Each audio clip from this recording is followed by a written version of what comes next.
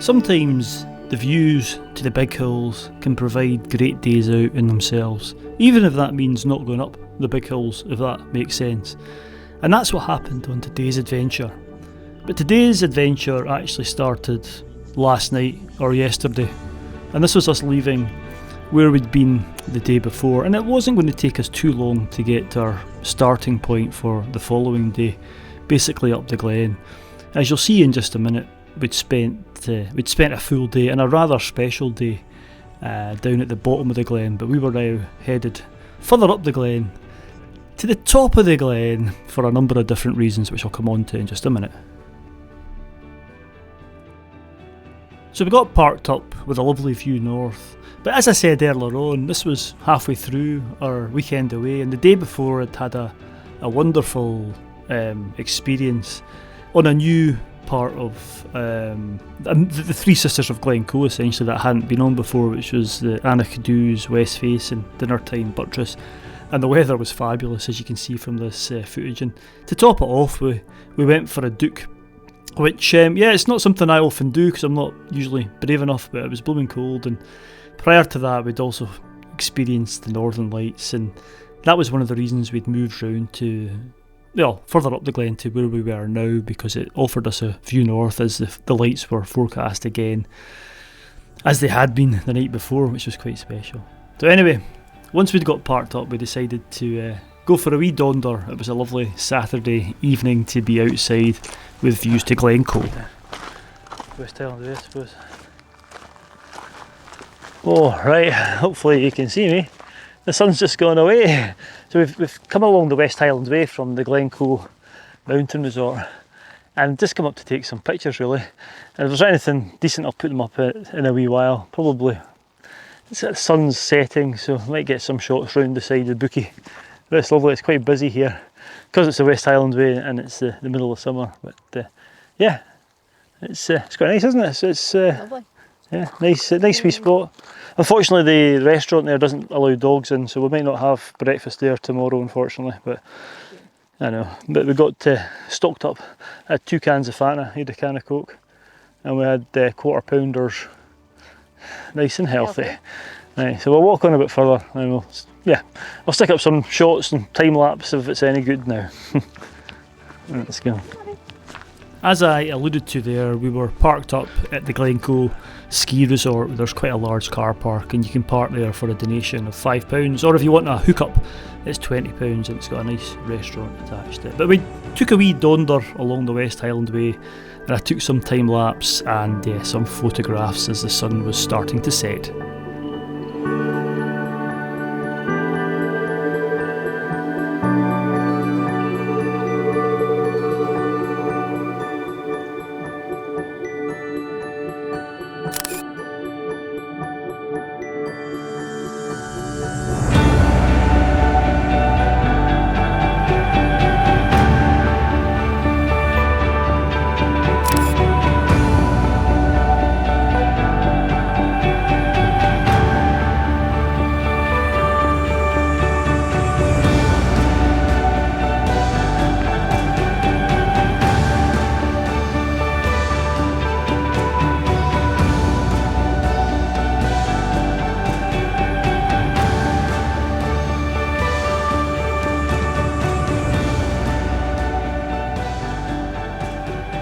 With the sun setting to the west, we decided to take a donder back to the van, and we didn't really do much. We sat in the van and watched some YouTube, and I got the time lapse going, hoping for some northern lights. And I think if you look closely, I maybe caught some, but it was nothing like it'd been the night before. So I didn't get up in the middle of the night with any alerts, and we just had a good sleep and a relatively long lie in until dawn came.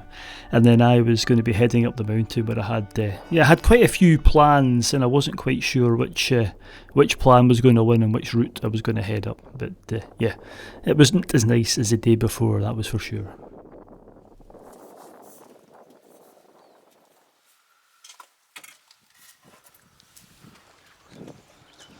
Okay, so we've left the van. A bit update on last night. We did wake up middle of the night to check on the aurora. It was still fairly cloudy, couldn't see anything.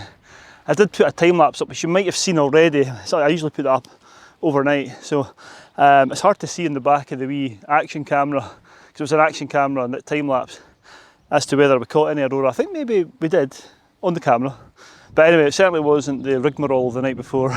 And from looking at social media, I don't think the aurora was as strong as it was last night or in last week's video. But anyway, can you guess where I am? Ski resort. This is the Glencoe ski resort, and here's the lifts. Last time I was here, in fact, I'll tell you when I get to the top of the ski lift why I was here the last time and who I was with.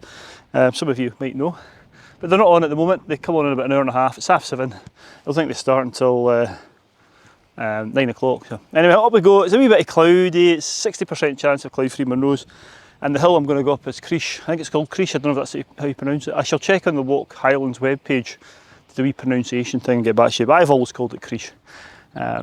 Right, let's go. And I've got a companion. Look, we had to sneak her out because my other dog Rollo, there's no way he struggled yesterday in the low level walks, where she's a right wee mountain goat. So yeah, let's go. It's going to be windy up here as well, and there's thunderstorms forecast, so there's a few things to take into consideration, but I'll come on to that later on. Right, let's go.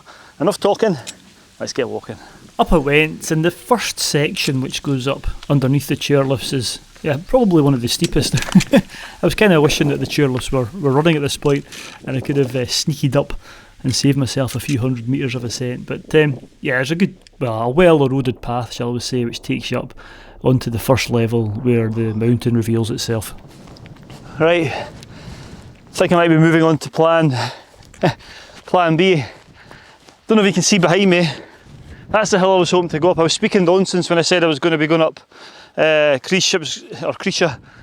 It was Awry I was going to go up, and the reason for that, I just want a short up and back down to the van because my wife and Rollo are still there. So I thought this is a bit closer. I wasn't never going to do the two Monroes. You could do Awry and Creesha.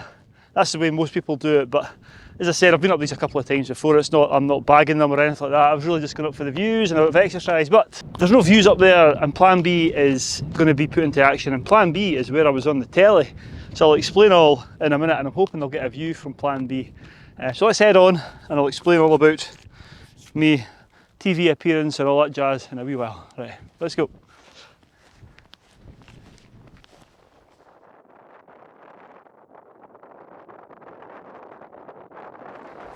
Oh, another factor I need to consider is the weather's on the slide.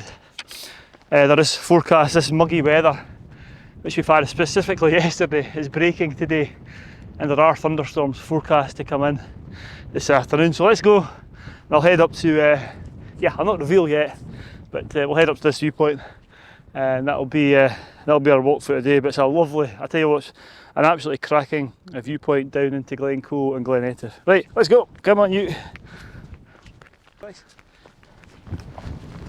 Okay, as we starting the ascent, the height of the hill I'm going to is 748 metres. Awry is over 1100, so I won't get as much exercise, but at least I'll get views, because there's advantages of going to lower hills on days like today, is that they're not in the clouds, but, well, they're not in the clouds yet. I'll spin you around and show you the top. But this one behind me that you can see, that's Creesha, and over, I don't know if you'll be able to see, over sort of following the blue skies down, there's a scramble up the nose of the mountain, which you can do, which is quite nice. I've not done it for a few years, maybe I have to come back and do that at some point. Some blue sky, never know. Right, let's go. Maybe just make out the cairn in the middle of your picture there. That's where we're headed. This way.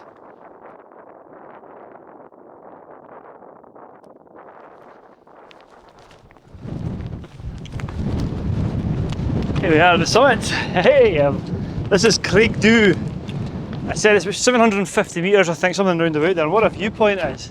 When you see it from the ski centre, it doesn't look that impressive, but when you're up here, it's a cracking viewpoint right down over Rannoch Moor, and you can't see too much of the ski development. You can see it over towards Awry, but it's a bit of an eyesore, but it is what it is. So I tell you what, it's quite breezy up here. I'm going to drop down to this side where the views are even better, and hopefully get out the wind as well. So I'll bring you back in just a second.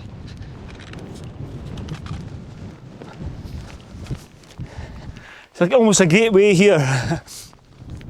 You might recognise these. I'll come on to talk about when I was on the telly. But yeah, it's a wee bit breezy now, so I'm going to get my jacket on here. I'll bring you back over and I'll explain about my TV, my one and only TV appearance in a wee while. Woo! Tell you what, it's breezy now. Oh. Oh. All right. Hopefully I can make it out. Yeah, just dropped in behind this cairn here. I had a bite to eat. It's actually sunny. I don't know if you can make it out over on the Buchel. I should have stayed over there. That was actually, this is actually plan C. So plan A today was to go and do a scramble with Jerry on Buchel Moor, something easy, maybe curved ridge or in fact, plan A was actually to do A Guy's Groove, but then because I've got the dogs and my wife with me, I suggested a scramble. Anyway, that was plan B, curved ridge or something like that.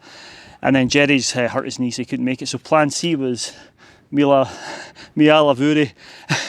So I suppose it's plan D we're on now, on Craig Do. But I think that just shows you the importance of being open and just having plans and being ready to change them. I mean, don't get me wrong, it's not bad weather yet. Those thunderstorms aren't due until this afternoon, but they could come in early. But yeah, this is just a lot more pleasant. We'll be back down in about 40 minutes, I reckon. And yeah, we're getting views. It would have been a bit of a trudge. It would have been even windier up there. The forecast wind speeds up there is about 30, 35 mile an hour. Whereas here, it's blustery, but it's not too bad. And we've had some fabulous views. As I said, the summit here is a really nice summit to visit. The views you get over Rannoch Moor and then also over towards the Buchel and Creesha, and yeah, it's just a lovely spot.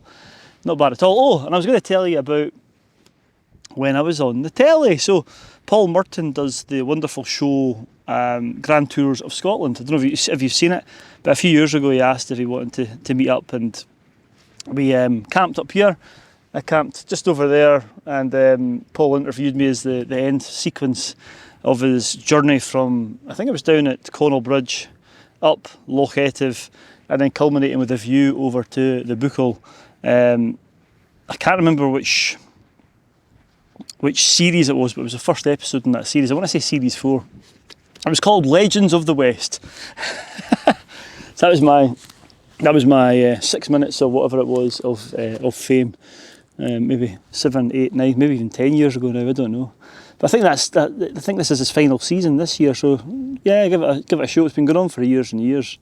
Lovely show about Scotland and landscapes and people and all that sort of stuff. So anyway, there you go. A bit of importance about planning and my TV appearance. So right, Lexi, you want to head back down? We'll go and see Rollo and get some black pudding rolls back at the van. I think she'll like some black pudding. So yeah, I'm gonna get going, get my bag on, and head down. So we'll report back in a wee while. Oh. Come on then, let's go. Maybe take a couple of pictures before we go. The light's just lovely on the Buchel. I don't know if you can make that out.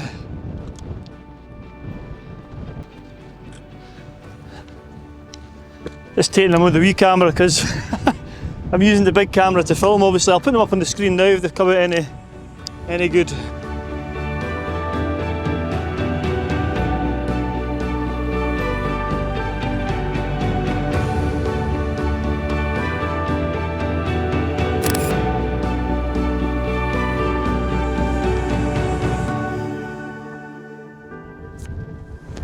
Come on, this way, let's go. Right, Lex. Time to go, let's go. Right, time to head back, get a cup of tea. Right, not come far off the summit, but sod's law. As soon as I left the summit, look, my Awry is, well, it's kind of out of the cloud, but I'm tempted to go up it. No. I think plan D or whatever it was quite a good one because my legs are still quite stiff after yesterday's big round on Bidgin Nambian. But something that popped into my head was the very first time, probably 25 years ago, when I came to do Awry and Creesha. I remember, the one thing I remembered, it was clagged in, it was pretty horrible weather. And I think I got halfway, well, not far up the final slopes near the summit, and I realised I didn't have my walking poles. Now don't, don't ask me how I managed to think, why have I not got my walking poles, but I definitely had them when I started the walk, and what had happened was I stopped down at the ski huts. I can't remember, I think it was maybe those ski huts over there, and I'd put the walking poles, rested them against one of the huts whilst I was having something to eat, and then just headed off without them. I wouldn't do that now because I need them for my knees, but yeah. And then I also remembered that I did Krisha. I've done it 2 or 3 times, but the last time I did it, it was a beautiful crisp February day, and I just kept on going because I was doing the Corbett from Glen Etive, and I just continued up onto Krisha, and it was just beautiful. You could see for miles and miles and miles. It's funny how you remember these things, eh? Anyway, right, let's go. Stop yapping. Let's get down. The dog's waiting on me. She's like, come on, I want to go back down and get my Lorne sausage. Let's go. Right, making my way down now. See car park down there, and the chairlift's now going, for those of you who want to cheat. Oh, I bet I've upset a few folk there, eh? Of course there's no cheating, you can go up that way if you want. It's, to be honest with you, if it had been on and I had never had the dog, I might have taken it. In fact, when we did the TV programme, we took the chairlift up. It's funny how some of the purists, is there Munro purists? I don't know if there is. I'm just making it up. I don't think anybody would get it. Would people get the knickers in a twist if you claimed the Munro and you took the chairlift up?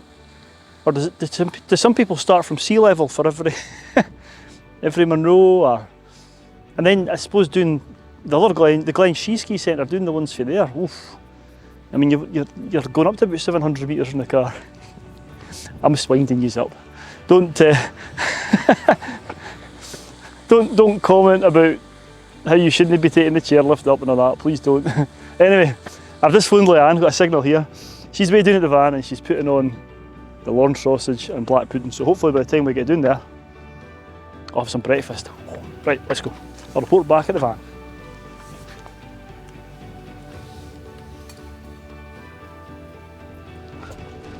Oh, right, just about there. Aye. Right, back at the van it is now. It's 10:30, so I got back just the back of 10. I had my piece, which Leanne, you can't see her, she's in there, very kindly made for me, and a cup of tea. But yeah, I'm going to end the video here, but a couple of different videos, maybe just sort of mix up a wee bit with a wee bit of yeah, it's other stuff in it, the camper van stuff and the swimming, but hopefully you've enjoyed it. It's been a fabulous trip. There's just something about Glencoe, isn't there? It's a special, special place. So anyway, thanks for watching. Stay safe out there, and I'll see you in the next adventure. Right, need to get the roof down, rubbish away, and then drive home in the thunderstorms.